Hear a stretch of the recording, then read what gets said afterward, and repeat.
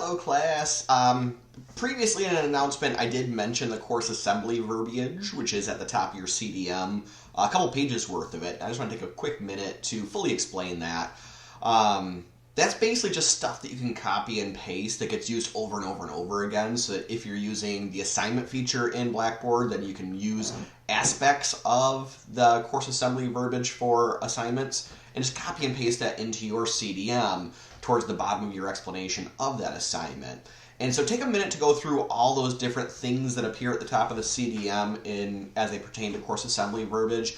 And you don't have to include everything from it. That some of them have pieces that depend on the settings that you have in your discussion or in your test that can be included or not included.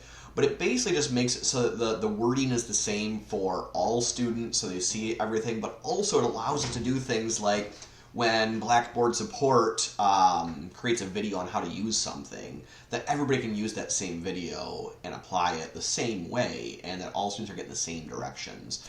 So it just becomes helpful for some uniformity for kind of the template issues that you talked about when you took the DLT course. So anyhow, take a look at those and include those as you write your assessments for this week.